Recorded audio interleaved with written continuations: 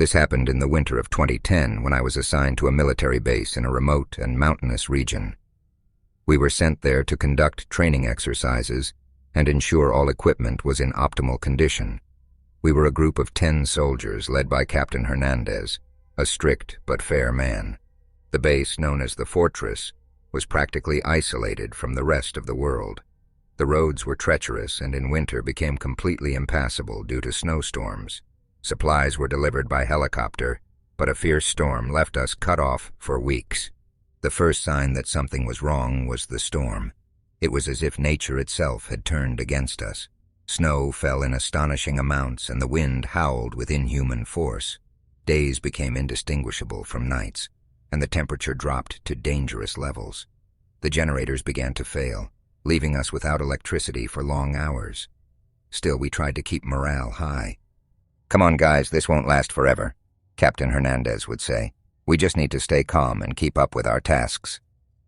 But calm was hard to maintain when we were trapped in darkness with only our thoughts for company. The isolation began to affect us all in different ways. The first incident happened in the 3rd week of the storm. We were sitting in the dining hall, eating in silence, when we heard a strange noise coming from the storage rooms. It was a dry, repetitive thud that echoed through the empty hallways. "What the hell was that?" asked Garcia, one of the younger soldiers. The captain stood up immediately. "Garcia, Martinez, go check it out. The rest of you stay here." With flashlights in hand, we headed towards the source of the noise. The storage room was dark, and the air was freezing. I felt a chill run down my spine when we opened the door and found Rodriguez, one of our comrades, banging his head against the wall over and over. "Rodriguez, what are you doing?" I shouted, trying to restrain him. His eyes were glazed over as if he couldn't see us. He barely responded to our words. We finally managed to stop him and take him to the infirmary. The captain ordered us to keep him under surveillance, but that night none of us slept well. After the incident with Rodriguez, the atmosphere at the base became more tense. We all began to feel a strange presence, as if something or someone was watching us. We started hearing inexplicable noises at night. Whispers, footsteps echoing through empty hallways, and doors slamming shut for no apparent reason. "Did you hear it last night, too?" Martinez asked me one morning as we prepared for our daily tasks. I nodded, trying to stay composed. "Yes, it sounded like someone was walking through the dorms, but when I went to check, there was no one there." The captain tried to maintain order, but even he seemed affected by the situation. We started arguing more frequently, and paranoia took hold of us. The isolation, lack of sleep, and constant feeling of being watched were tearing us apart. The breaking point came when one night we found Garcia talking to himself in one of the hallways. He was muttering incoherently, and his eyes reflected indescribable terror. "They're here. They're watching us. We can't escape." He kept repeating. We tried to calm him down, but his behavior only worsened. That same night, other soldiers began showing signs of extreme paranoia. Some claimed to see shadows moving in the darkness. Others heard voices whispering in their ears. "This can't go on. We have to get out of here," Captain Hernandez said in an emergency meeting. "As soon as the storm stops, we'll request immediate evacuation." But the storm seemed endless. Desperation consumed us, and irrational acts became more common. One day we found Martinez trying to escape the base, completely disoriented and frozen from the cold. We had to drag him back, but his mind was already lost. The situation reached its peak when we discovered the truth about the base. One of the soldiers, Lopez, had found old documents in the archives. They were reports from decades ago talking about secret experiments conducted at the base. Apparently, the military had attempted to develop techniques for extreme isolation and mind control to test the limits of human endurance. "This explains a lot," said Lopez, a look of horror on his face. "We're not the first to go through this. Everyone who was here before lost their sanity." The revelation left us speechless. The base was not only physically isolated, but also cursed by past atrocities. We were guinea pigs in a forgotten experiment. With morale at an all-time low and the storm showing no signs of stopping, Captain Hernandez made a drastic decision. "We can't wait any longer. We have to try to reach the evacuation point on foot. It's our only chance." We knew it was a suicide mission, but staying at the base meant a slow and torturous death. We prepared with what little we had and ventured into the snow. The march was hellish. The snow beat us relentlessly, and the cold bit at our bones. Every step was a struggle, and each of us carried the weight of despair and fear. Some didn't make it. Their bodies were buried in the snow, victims of the relentless weather and their own broken minds. Those of us who survived did so barely. We were rescued by a search team sent after we lost all communication. We were malnourished, frozen, and mentally devastated. Now, years later, I still struggle with the memories of those days. The nights are the worst. The whispers and shadows still haunt me. Many of my comrades were committed to psychiatric hospitals, unable to overcome the trauma. I wonder if I'll ever truly escape the fortress, because even as time passes, some scars never heal, and the isolation and madness of that military base remain a permanent shadow in my mind. I was stationed at a facility in the middle of nowhere, in a country whose geography and climate were as hostile as the conflicts fought there. We were at a forward base in Afghanistan, surrounded by mountains and sand, always on high alert. But although external threats were constant, what truly terrified us that night came from within. It all started with a radio call. It was around 2 in the morning, and most of us were half asleep or trying to fall asleep on our uncomfortable cots. The voice on the radio was from Corporal Ramirez, one of those on night watch. Bravo 1 here, reporting a strange situation at the south perimeter. Requesting reinforcements, over. Ramirez's voice sounded tenser than usual, putting us on immediate alert. Sergeant McAllister, who was on duty in the operations center, responded quickly. Bravo 1, this is Foxtrot. What kind of strange situation? Over. There was a pause, and then Ramirez's voice returned, more anxious. Something's moving out there, but it doesn't seem human. It's big, very big. I need support now. Over. McAllister wasted no time. He woke some of us, including Lieutenant Johnson and me. We geared up and went out into the cold night air. The full moon illuminated the terrain, creating long, disturbing shadows.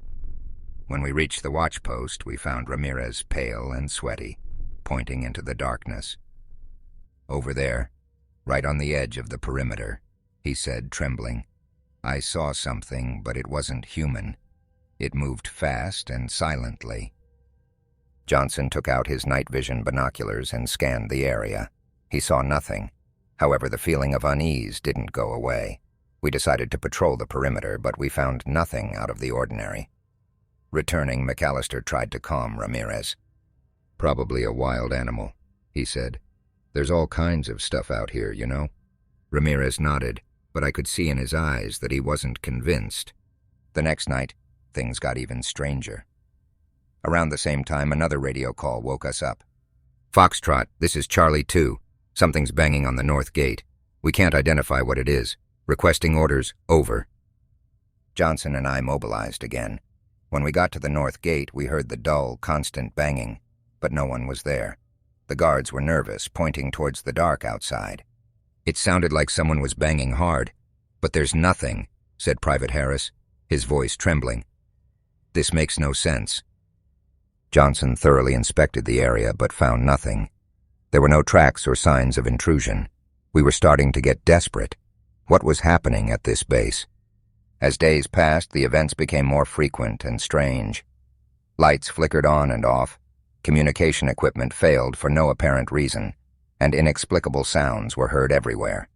We started seeing shadows moving at the edges of our vision, always too fast to be identified. One night, while on my watch, I heard a soft, whispering laugh.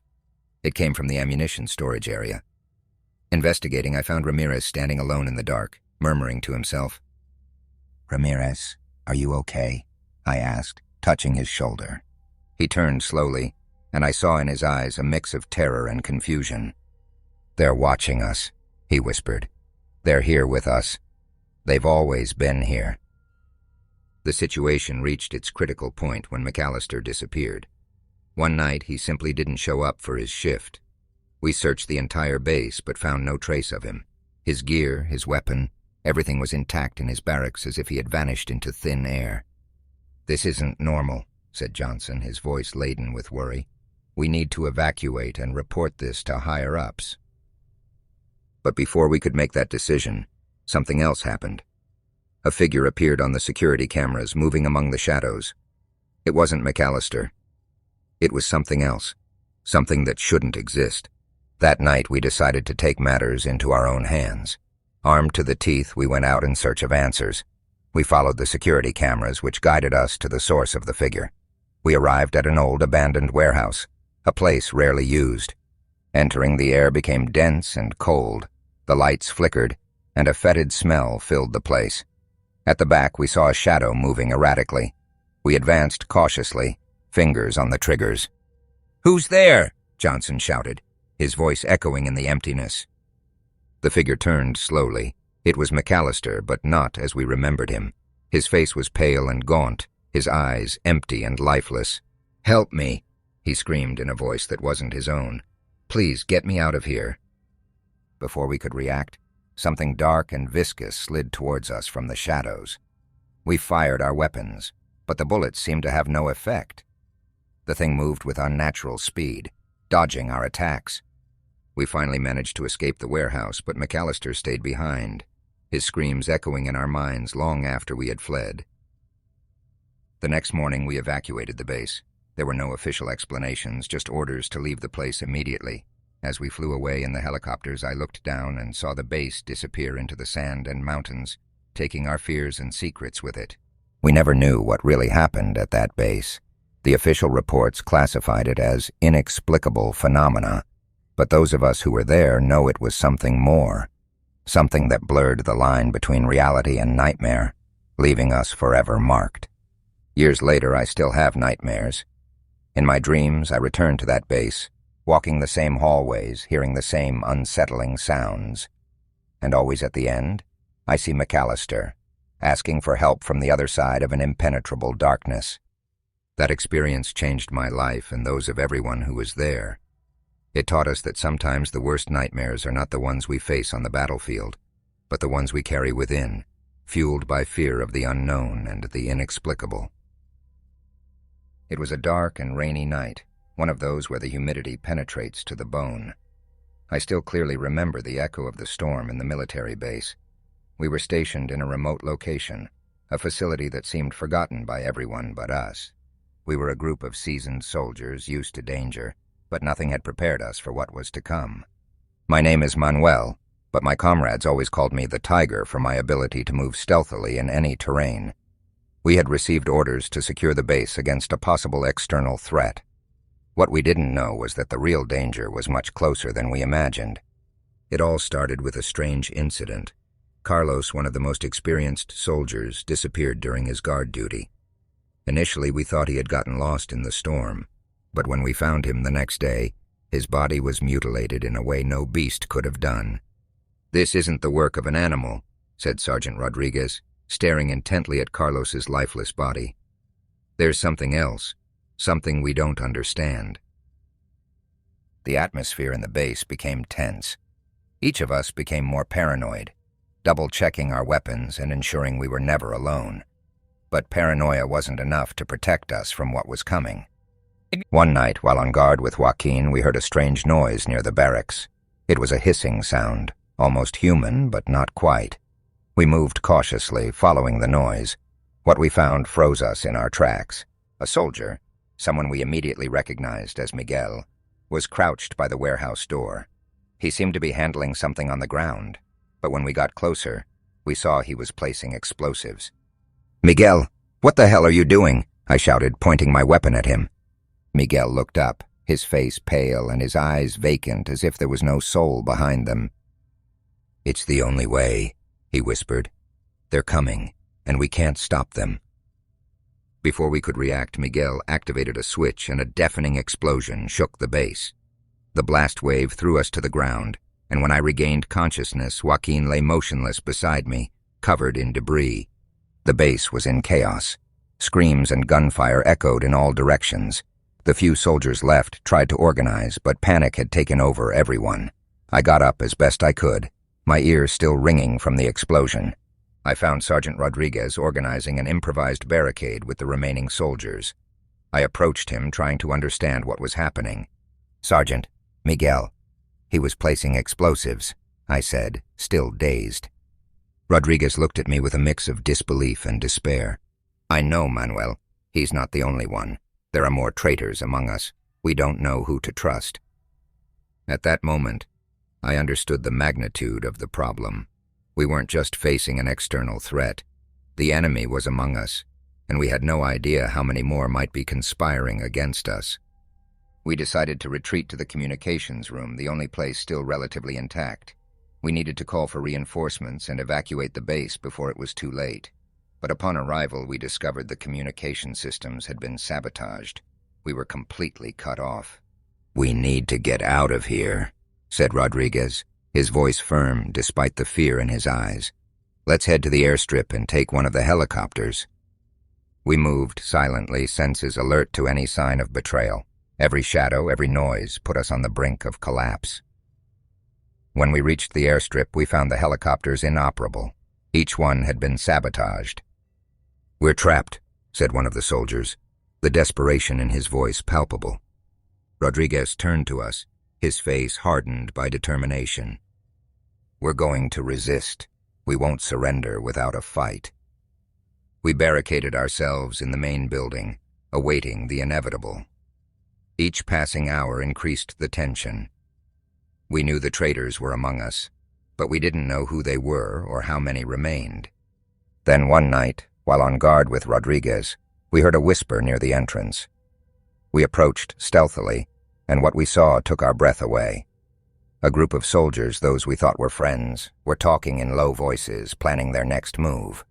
"We can't let them escape," said one of them. "We must ensure they can't call for help."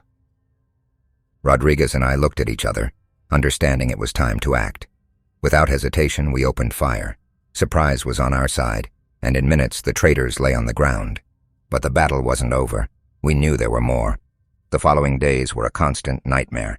Paranoia and fear became our constant companions. Every step we took, every shadow we saw made us wonder if it was the end. But we resisted, knowing surrender was not an option. Finally, after what seemed like weeks, reinforcements arrived. A rescue team landed at the base, finding us exhausted but alive. The betrayal had been crushed, but at a high cost. Many of my comrades didn't make it, and those who survived would never be the same. Looking back, I realized the true lesson of that experience was understanding that the real enemy isn't always outside. Sometimes the most dangerous threat comes from within, disguised as trust and camaraderie. And in those moments, true bravery is found in maintaining hope and determination, even when everything seems lost. That was the last mission I completed at that base. After that, I retired from active service, carrying with me the scars, both physical and emotional, of a night when the enemy was not who we expected, and the fight for survival revealed the true nature of betrayal. We were stationed at a military base deep in the forests of Germany.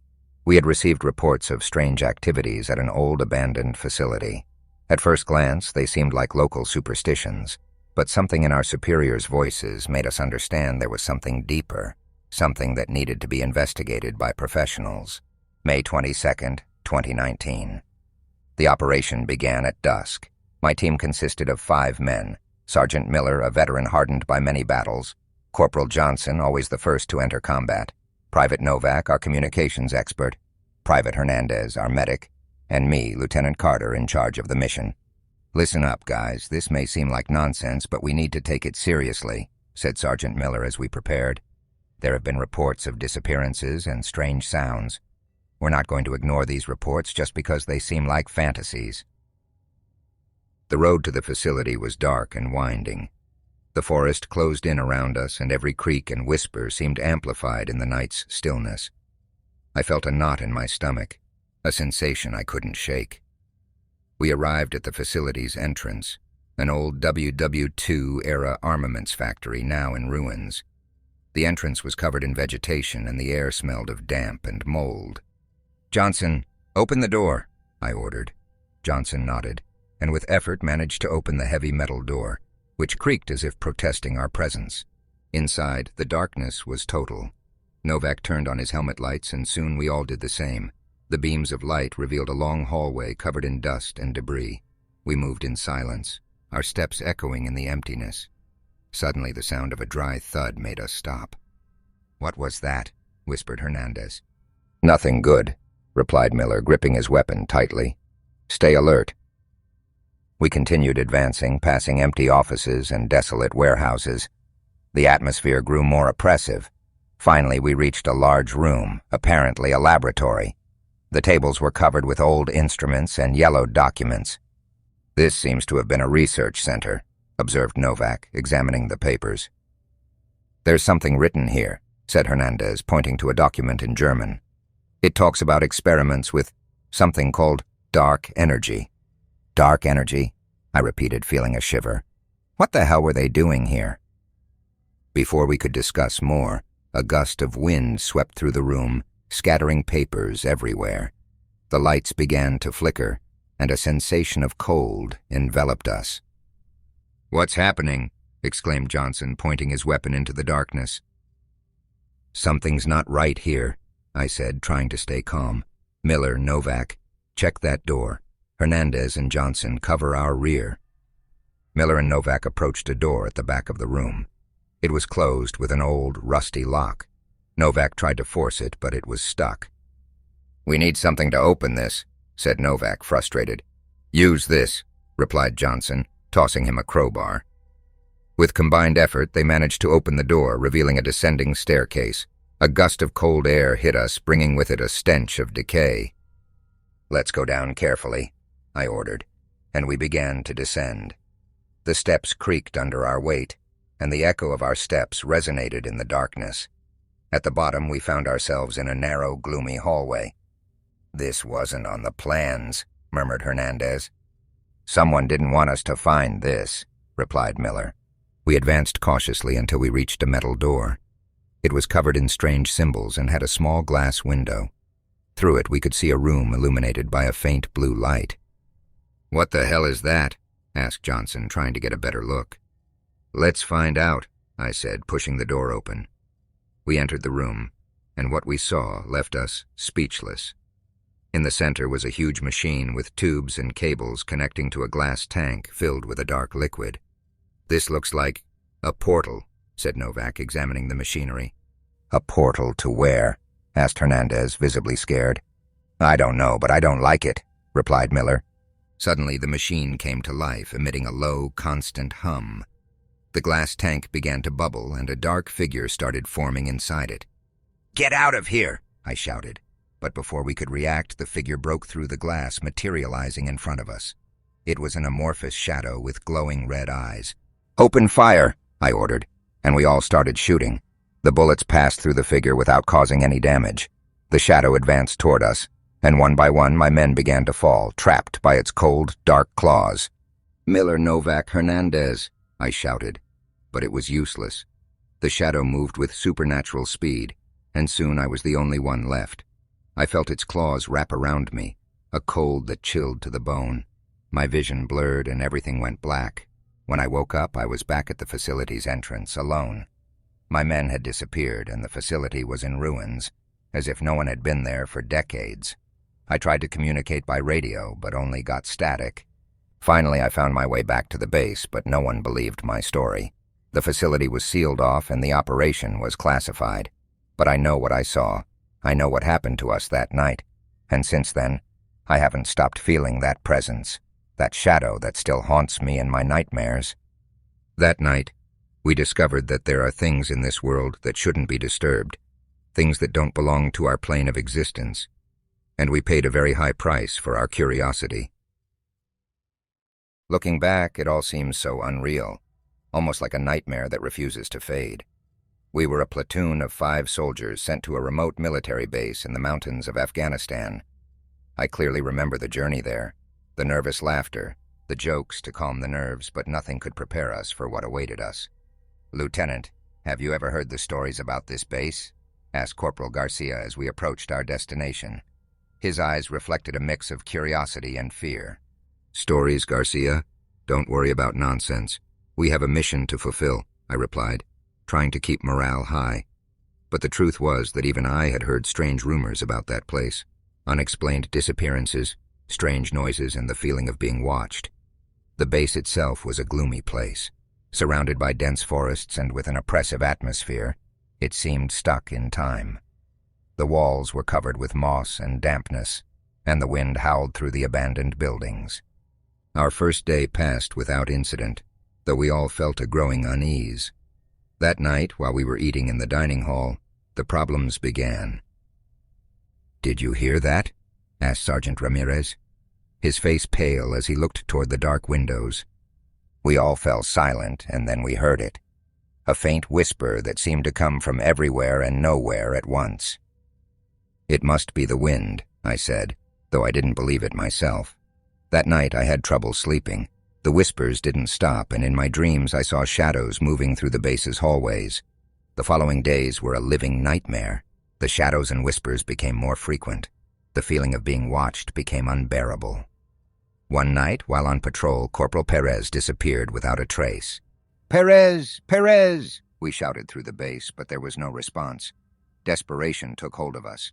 We split into groups to search for him, but all we found were his belongings scattered on the ground and a trail of blood that disappeared into the forest. "This doesn't make sense," said Private Martinez, his hands trembling as he held his rifle. "There's no one else here. How could he just disappear?" Things only got worse. We began to see dark figures moving at the edges of our vision. We heard footsteps when no one was around. One night, Sergeant Ramirez got up from his bed and began walking in a trance toward the forest. "Ramirez, stop!" I shouted, running after him. But it was in vain. He seemed possessed, his eyes glazed and lifeless. We found him at dawn, dead at the foot of a tree, his face frozen in an expression of absolute terror. Only 3 of us remained: Garcia, Martinez, and me. Paranoia consumed us. We barely slept, and when we did, the nightmares were unbearable. It was then that Garcia began having hallucinations. "Lieutenant, they're here, they're watching us," he said one night, his eyes sunken and red. "Who, Garcia?" I asked, though I already knew the answer. "The shadows. They're hunting us." That night, Garcia took his own life. We couldn't stop him in time. Despair and fear had driven him to the edge. Martinez and I knew we had to leave that place, but something held us back. It was as if an invisible force tied us to the base. The last night, Martinez disappeared from his guard post. I found him at dawn, his body hanging from one of the dining hall beams. I was the only one left. Exhausted and on the brink of madness, I decided to leave the base. As I walked through the forest, the whispers grew louder, and the shadows seemed to follow me. When I finally reached the base camp, I fell to my knees, exhausted. They immediately took me to the infirmary, where I lost consciousness. When I woke up, I found myself in a white room, surrounded by doctors and officers. "Lieutenant, can you tell us what happened out there?" asked one of the officers, his voice calm but full of concern. I told them everything: the shadows, the whispers, the disappearances. They listened in silence, and in the end they looked at me with a mix of compassion and pity. "Lieutenant, we found no evidence of what you describe. The base is in perfect condition, with no traces of blood or bodies. It all seems to be in your mind," said the doctor, his voice gentle. At first I didn't want to believe it, but as the days passed and the memories became more nebulous, I began to doubt my own sanity. Had it all been an illusion? Had I lost my mind in that cursed place? Today, 4 years later, I still have no answers. Psychologists say it was a mental collapse due to stress and tension. But every night when I close my eyes, I see those shadows moving and hear those whispers that haunt me. Was it real or just an illusion created by my mind? I'll never know for sure, but one thing is certain: that place left an indelible mark on my soul.